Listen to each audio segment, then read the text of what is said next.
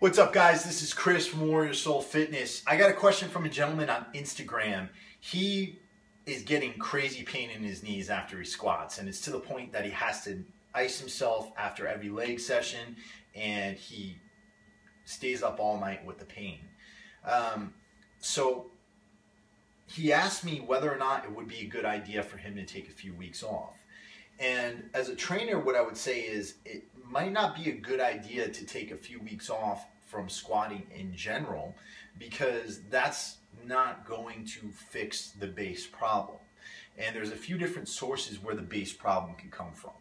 First things first, you have muscle imbalances that are preventing you from performing the exercise properly with proper form. You have mobility, a lack of mobility that could be preventing you from getting full range of motion on the exercise and adding extra stress to the knee. And three, nutrition. And a lot of you might not think nutrition, but improper nutrition can actually lead to higher levels of total body chronic inflammation that will create added pain in various areas of your body and reduce your ability to recover from workouts. So let's talk about these three things, and we'll go through one by one. First things first, when we talk about muscle imbalances, a lot of times people have a very difficult experience in trying to activate different muscles in their lower body properly. And this can come for a number of different reasons. The first thing is because we sit all the fucking time. In today's society, we are constantly sitting, whether you're in class, whether you're at work, whether you're at home watching the TV.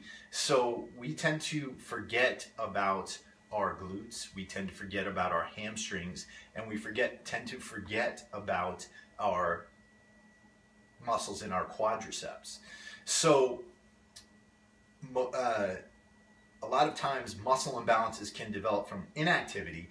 They can also develop from activity, meaning you've been doing certain exercises very improperly over a long period of time, and because muscles model along the lines of stress, you could be developing different muscle imbalances in that way. A lot of times runners have overactive quads and underactive hamstrings and very tight calves. And so all these different ways that muscle imbalances can develop can also create different pains down the line as far as the way joints are moving during periods of active exercise, and really create problems there. So what do? Well, first things first, you might try warming up prior to squatting by doing some leg extensions and some leg curls. Making the squat maybe the third or fourth exercise in your program can actually help you to activate your vastus medialis, your vastus lateralis, the muscles in your quadriceps, and performing leg curls can actually help you activate your hamstrings. In addition to that, you could also make sure that you are doing things like terminal knee extensions, and I'll put a video of my friend Thad Coleman speaking about the terminal knee extension. What that is, you just place a band around a squat rack and you extend your knee, activating your vastus medialis and your vastus lateralis. In a lot of ways, this can help to reduce knee pain when you're actually performing the exercise. And in addition to that, you really want to make sure that you're doing things like foam rolling, stretching, getting massage, and things like that. And I'll talk about that when I talk about mobility. But again, just activating the different muscles in your lower body prior to exercise, and also reducing the amount of time you're sitting in your day. If you find yourself working at your desk, maybe get up and work in your kitchen at the counter, or maybe get up and stand at your desk for a while, or stand up while you have to make your phone calls, or if you're driving or doing something else for long periods of time because of work, get out and walk around. Make sure you're walking every day. 2, lack of mobility. Well, in a lot of ways, if you squat and you do partial squats and you do, you squat above parallel, you're actually putting a lot of pressure on that knee because your body, it actually has to stop, and the knee is taking all the pressure from that stop. So I'm not saying you have to go ass to grass all the time, But you should work to obtain the greatest range of motion possible for you during the squat. And you do that by practicing mobility. Warming up with a goblet squat with a kettlebell where you sit into it for a while. And I'll post a video that I have about that. Making sure that you are doing the foam rolling that I mentioned earlier.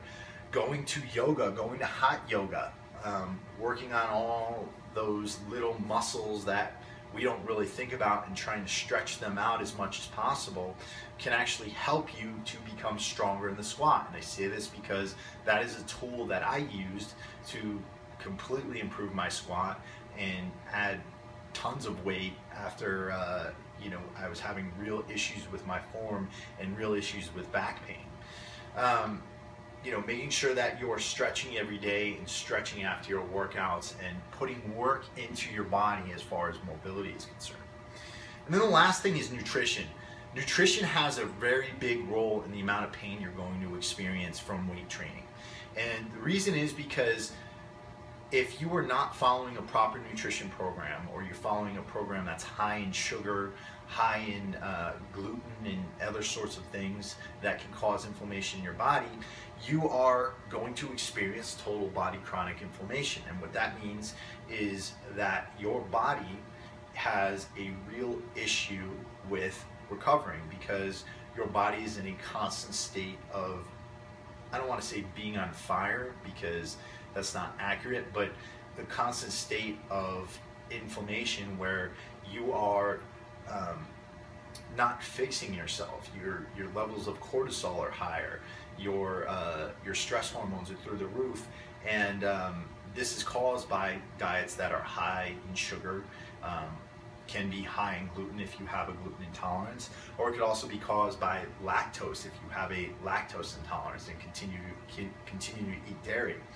So how do we fix that? Well, you take a monitor of yourself, right? I'm not going to say not to eat anything, but if you feel like crap after eating like a piece of bread, then there's chances are you probably have a gluten intolerance. If you are eating tons of sugar every day, loading up on the Pop-Tarts beyond a reasonable amount, then that's something you might want to fix to help your recovery.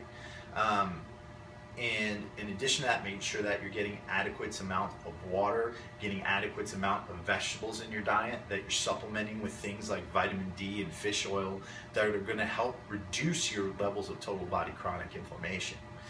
Now, this is all very simple, and again, I want you to do your own research on this subject and make sure that you are educating yourself, because you shouldn't just be listening to some bearded guy on YouTube as if I'm spreading the gospel truth. So please go out and educate yourself on these issues, read the journals, read what other people have to say, and if you've got any questions, you hit me up at gettingshredded@gmail.com.